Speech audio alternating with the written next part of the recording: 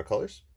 Today we are going to be painting live on Twitch, and then I'll be uploading the video at a later date onto YouTube. So it's kind of a longer process painting video since I'm filming live. I won't be pausing to dry things off or anything like that, but it's fun. You get different results, and I do enjoy the interaction in the live chat.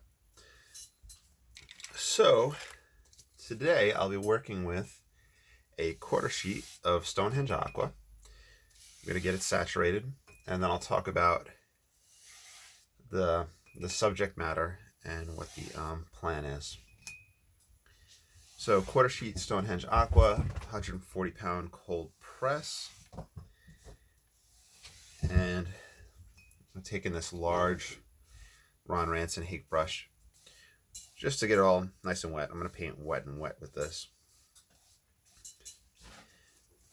Photograph wise, my friend Miss Erin had posted some pictures on Facebook today. Today's Sunday, Mother's Day. Happy Mother's Day to all the mothers out there. Happy Mother's Day to my mom. She unfortunately has work today. I had asked her a few weeks ago if she would have off, but unfortunately she did not. So, we'll do something with my mom, hopefully later on this week or next weekend. Anyway, so Miss Erin had posted a few pictures from a trip to, I think, Arkansas, Lake Catherine. Her son, Kyle, graduated, I think, from master's program, and her son Kyle, I had coached my first year of coaching within powerlifting, and then coached with him for a while, and then he went on to grad school and whatnot. So anyway, so I think they had a family outing up in Arkansas and posted some beautiful pictures, and I got the go ahead to paint from them. So I'm gonna link, I'll put the photo up on Patreon. If you want to copy along, it'll be there under one of those posts. I'm just pulling up which exact picture I want. There's a few different beautiful ones of these waterfalls. I may do one that's just solely focused on the waterfall, but we'll see. And I'm just trying to get all my my gear going as well. The cool thing is, later on this month, I'll have a new cell phone, and I'll be filming with that. It should be like an S21, kind of like the newest Samsung, and the camera should really blow this one out the water, and should really help the quality of the videos. Okay. I think we'll go with this one. And like I said, the photo will be up on the Patreon if you guys want to follow along. Now, color-wise, this is a waterfall, and I've done maybe 2 or 3 waterfalls over the course of my entire painting career. And I probably haven't talked about my painting background in a while, so I'll probably mention that while I get everything ready. So when I first started out painting, and we'll just do a guesstimate of 2007, I was in college and I was painting for fun. I had started with oil pastels. My friend was like, "Oh, you got to try these. They're so much fun." And it's a great way to relax. So I tried that, and I quickly moved over to oil painting, and I went and bought 4 paints: white, ultramarine blue, cadmium yellow, it was a synthetic, and alizarin crimson. And with those 3, that was my palette that I had kind of painted very impressionistic, expressionistic landscapes.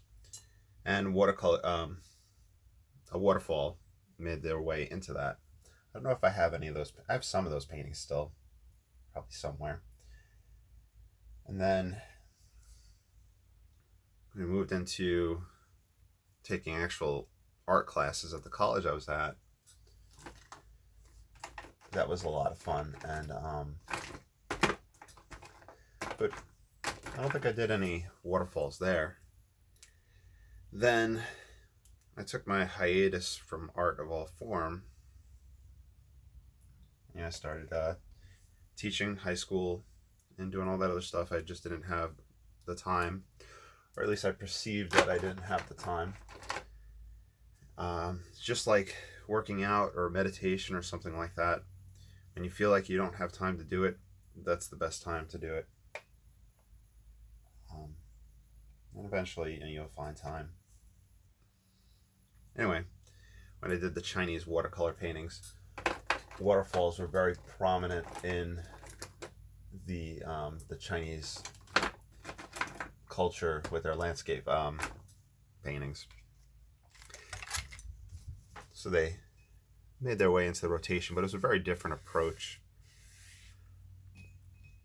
If you like that Chinese landscape painting approach, there's tons of awesome free videos on YouTube by Mr. Henry Lee, L.I., I believe. You could also find him under Blue Heron Arts. I'd watched a lot and followed along a lot with his videos, and they were really fantastic.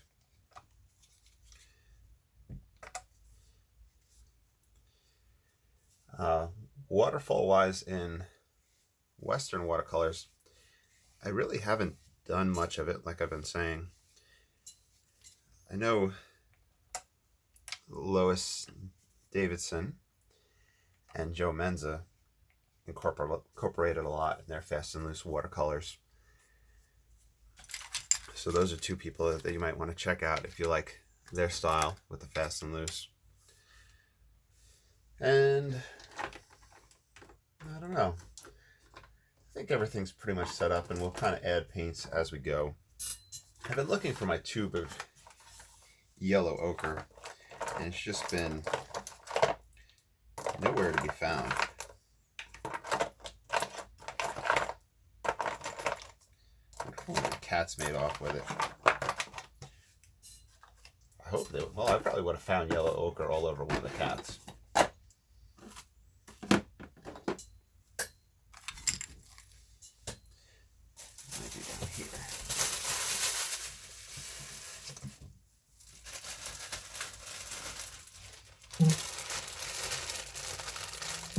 Yellow ochre, right on top.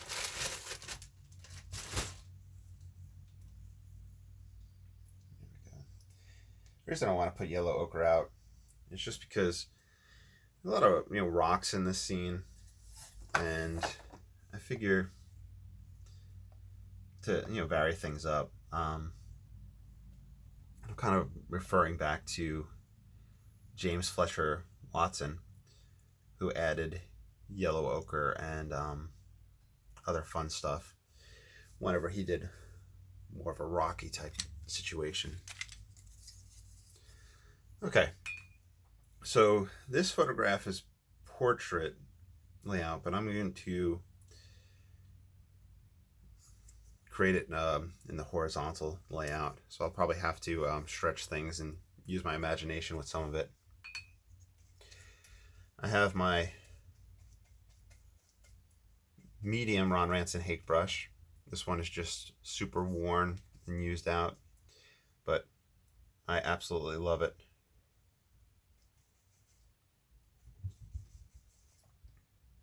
And I always talk about wearing in a new one, but never get around to it really. I'm going to do a light wash of cerulean blue. This is not true cerulean. It's just made from phthalo blue. There's probably some, I don't know if there's something else in it. I don't think this one has white in it, but I think some brands will do that on the student grade.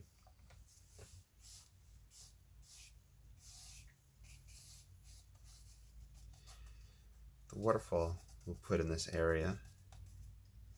Just kind of mapping it out. I'm not really sketching things out.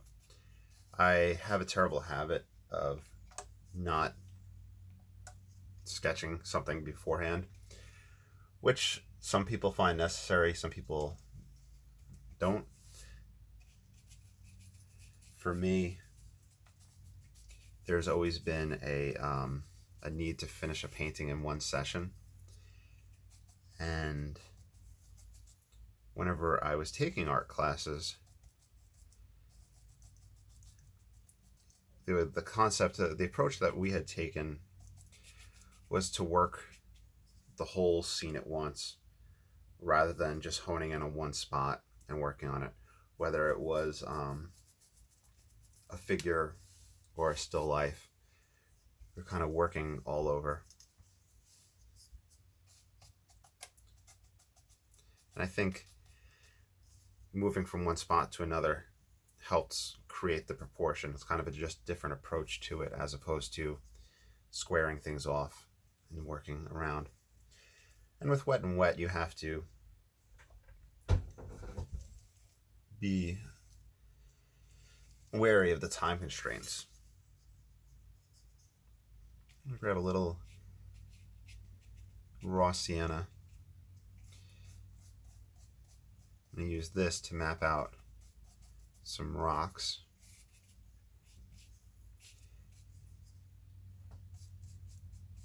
And mixed with ultramarine later on will give some interesting grays. So there's going to be a cliff face right here. There's a rock that's going to jut out formation here. We have highlighted tree right here. And we have a lot of trees coming up in the background, a lot of greenery. And this will be all water from the waterfall.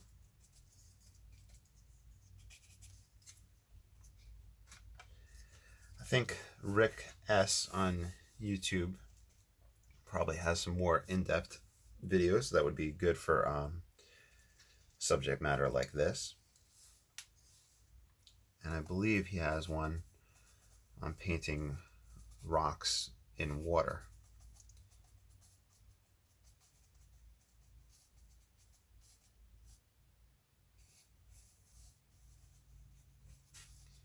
So that's cerulean blue.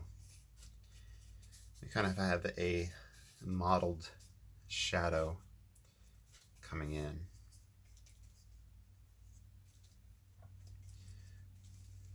Some burnt umber and ultramarine. A little bit of a gray going. And any of these earth colors mixed with ultramarine will give us a very interesting granulation effect. This area is going to wind up being super dark. We're going to have the waterfall trickle between that. The background behind the top of the waterfall is going to be here. If that rock jumping out, here's the shadow area. And let's start to build up that mottled, model like M-O-T-T-L-E, I believe, mottled. Like a speckled structure. That's that rock face. Comes up quite high. It starts getting filled up with trees and foliage, but that cliff is quite big. There is a person in the water in this scene. I'm not sure who that person is. They just don't look familiar from the family that I know that had posted this. So hopefully it isn't just some like random kid. They just like photographed, like they're like, oh, we want to get a picture of the waterfall, but there's this kid swimming in it. All right, let's see what different earth tones we can get. Here is the yellow ochre. Do that with a little bit of ultramarine.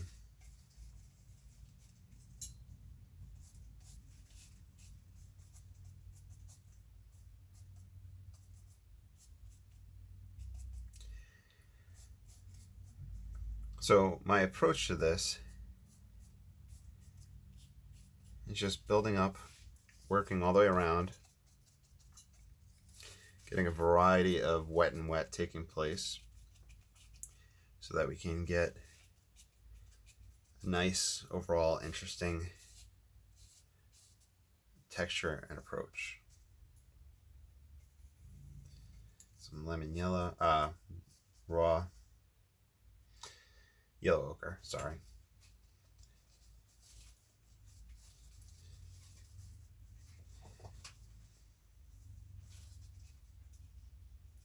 This might be too strong. This is kind of the highlights in the water.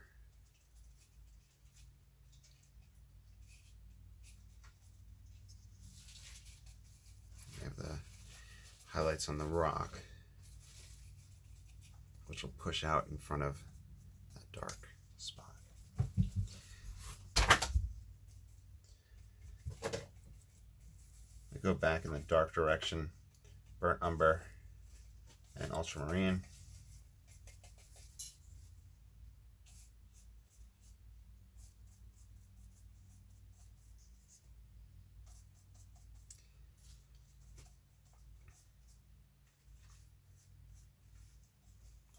One question that people ask is, how do I maintain the wet of the paper for so long? As you saw in the very beginning, I wet the paper, let it kind of settle for a moment, and then I did a second application of water on top of that. And that really super saturates it. Also, the house is quite cold right now. It's 80 something degrees in Louisiana. So the house is in the 60s.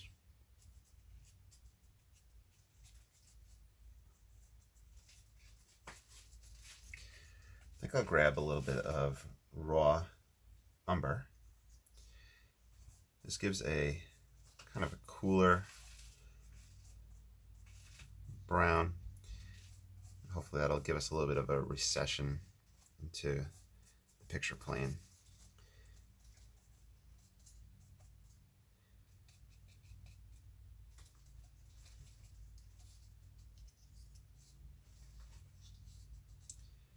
Gets a little bit of those shadow forms. Just working the whole painting. Just keep it in that wet and wet stage.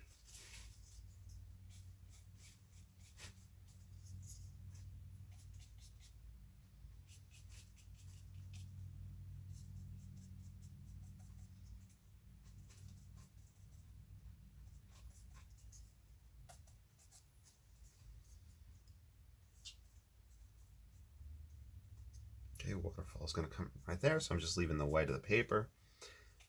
If need be, I'll take a paper towel and do a little bit of lifting. Let's try raw umber and ultramarine. Mix that for a dark.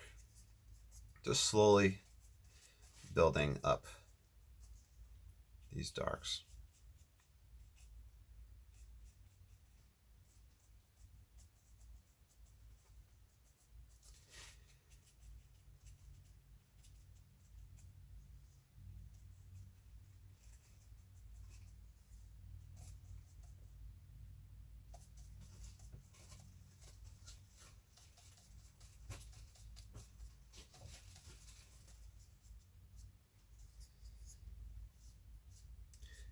I'm going to use just this dry brush down to simulate that background tree trunks and foliage popping up. We'll build up on top of that in a bit.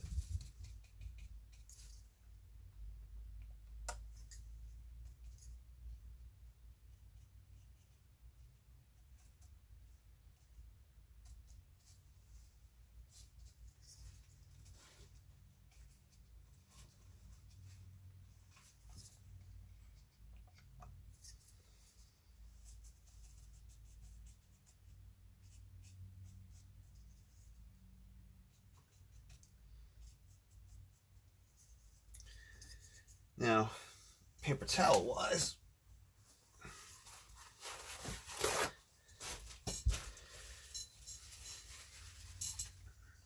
I could start bringing out highlights now to preserve these areas. And doing this, I'm pulling the moisture out of those spots so I won't get colors around it bleeding into that.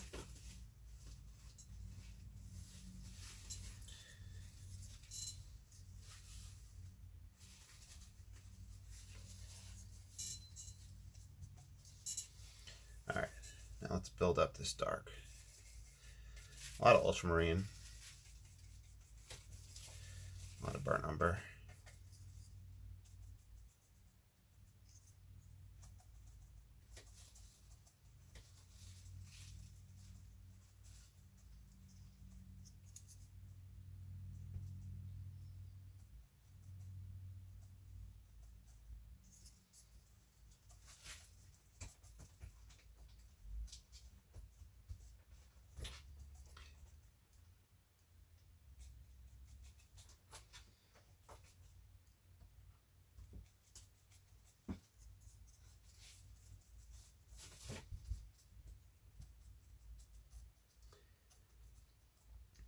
I just had a thought while I was doing this. Maybe some phthalo blue to make my greens.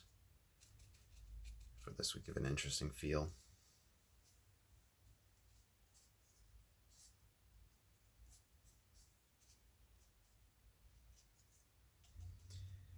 Bottom end of this rock formation.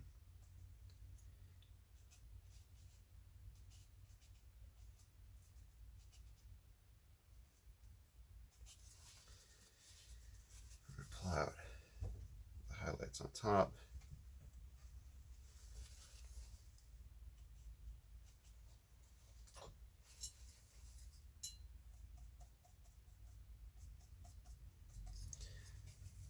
We get a little phthalo blue going. I'm going to mix that with raw sienna.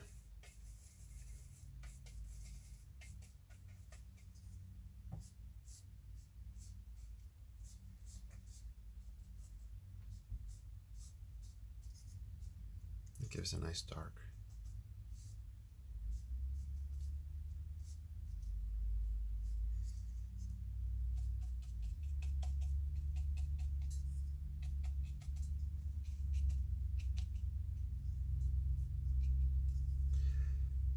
I think we have a good foundation set up for those background rocks for our foliage to then go on top of. My one concern is that when I do foliage and we have the spaces between the foliage, that it doesn't look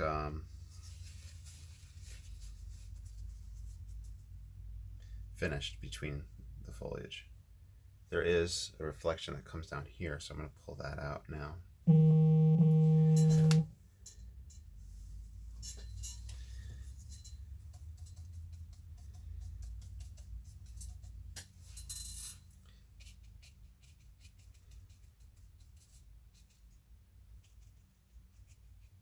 That's that rock, which will have stuff in front of it.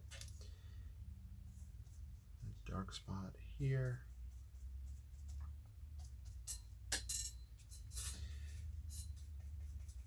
Might have to wash the brush off. Start looking at foliage. Here's a little lemon yellow mixed into that mashup.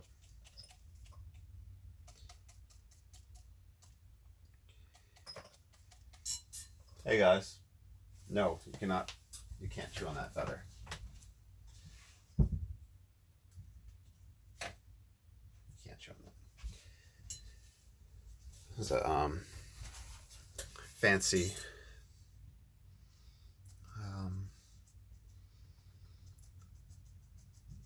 dip pen that had the feather on the end, and Hammy wanted to chew on that. And that is not allowed.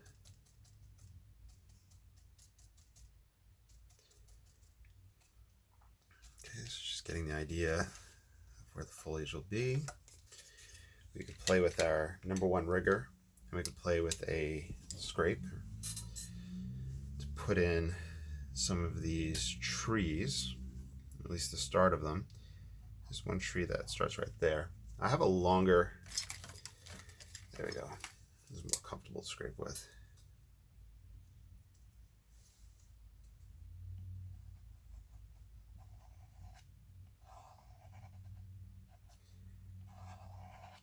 Okay, we can scrape here. I don't want to scrape this one dead center.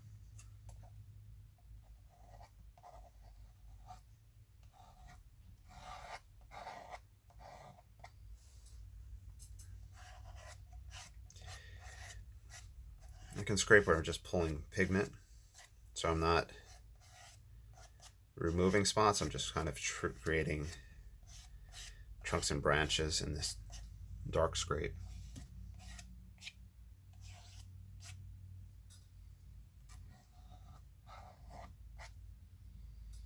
I can scrape rock faces. I want to.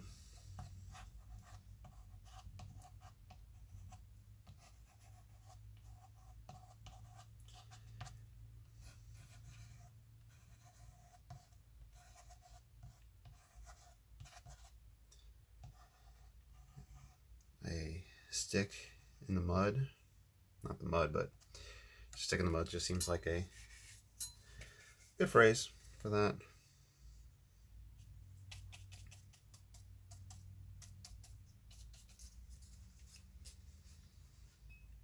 All right, we got the #1 rigger, ultramarine blue, and burnt umber.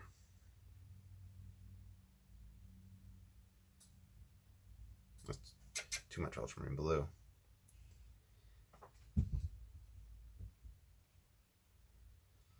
So I'll start having darker trunks take place. I'm feeding wet and wet, so it should soften up some.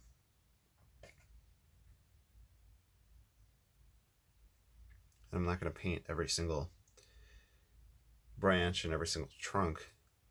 I'm just kind of looking for general ones that stand out, and even putting in ones that aren't there.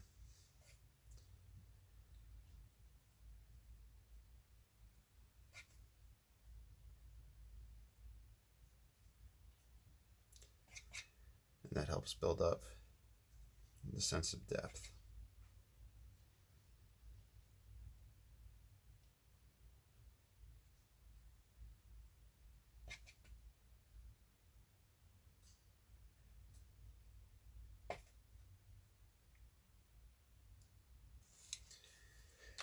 You can even take the #4 rigger and mix one of these super darks. So just pulling more pigment, ultramarine blue and burnt umber.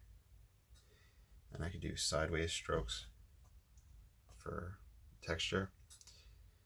This is going to be a really dark spot, so I'm going to start building those up.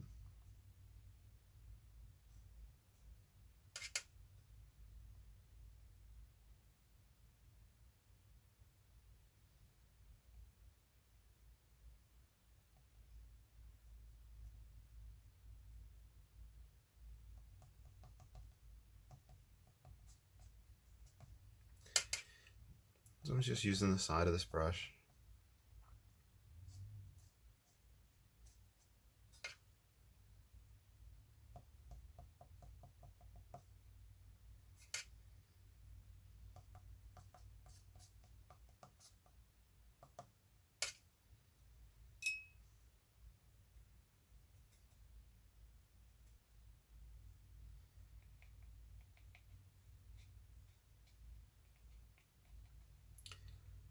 darker formations and shadows.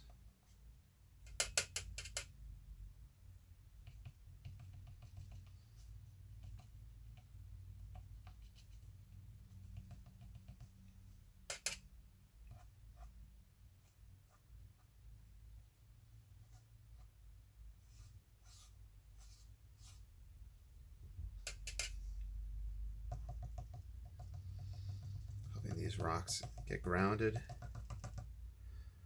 Oh, my light just went out. Oh, there we go. I must accidentally press the timer.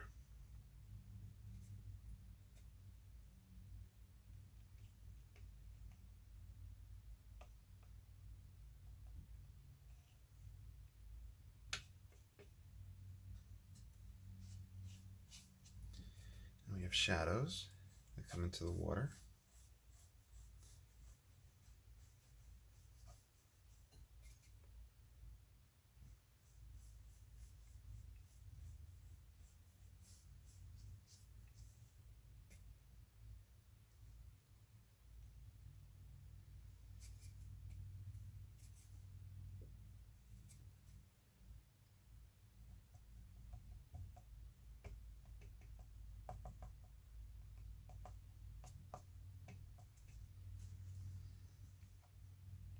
Okay. A little bit more rock texture.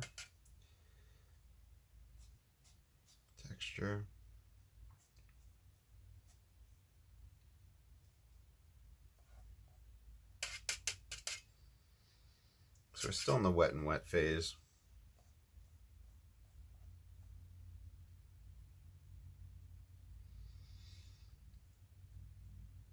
The water comes there, so there's rock face here. There's a slight highlight on it.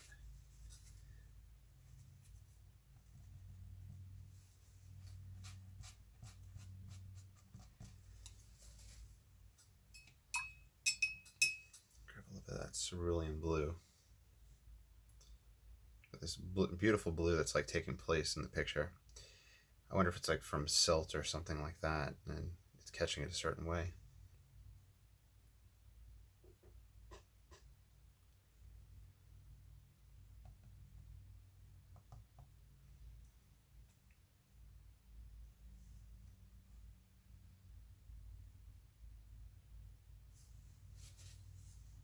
Grab some Payne's Gray.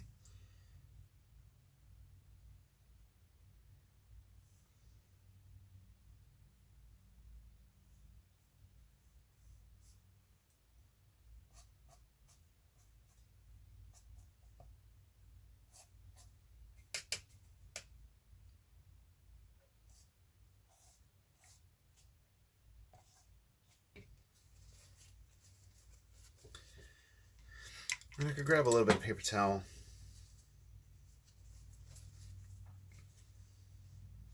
To lift.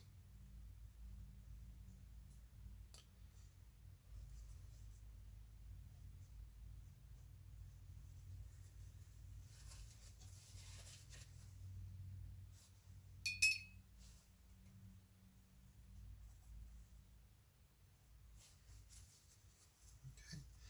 This is the top of that rock that's going to sit in front.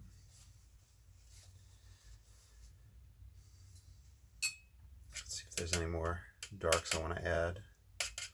We might be looking at a dry off soon.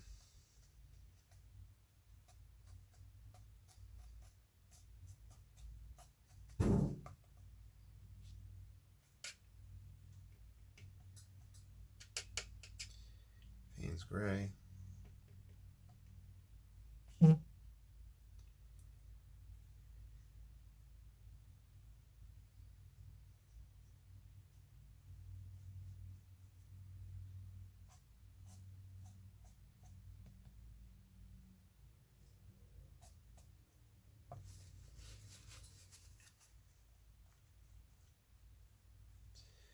Getting texture going. And we could even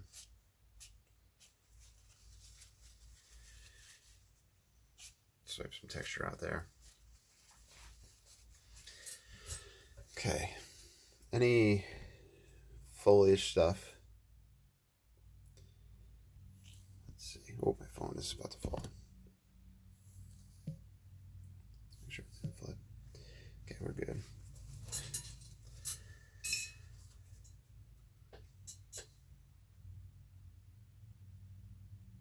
Nope, too much water.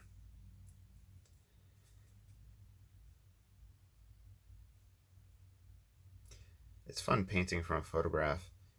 A lot of my paintings I'll do from my imagination, which is fun as well.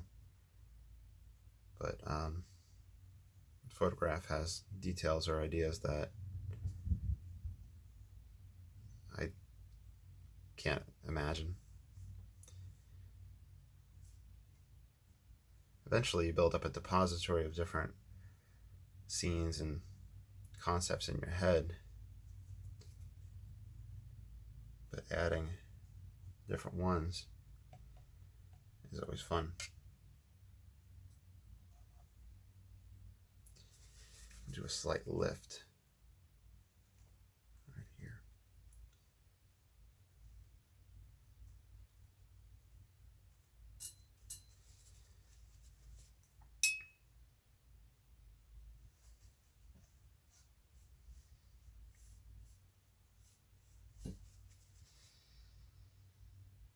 Let's get a gray for the rocks. We'll use something different.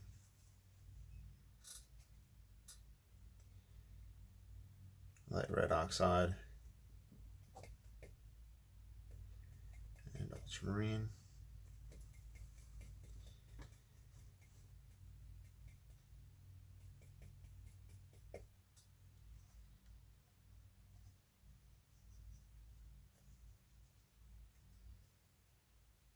I'll make this mottled as well.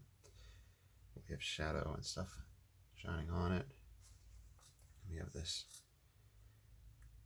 tree coming up here. This is just pure raw sienna.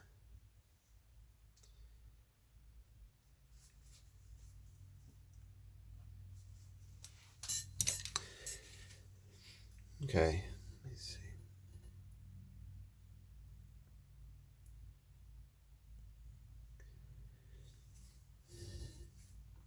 Okay, I'm going to end this so I can take a photo of it and upload it, and I will start again in a moment from the next stage.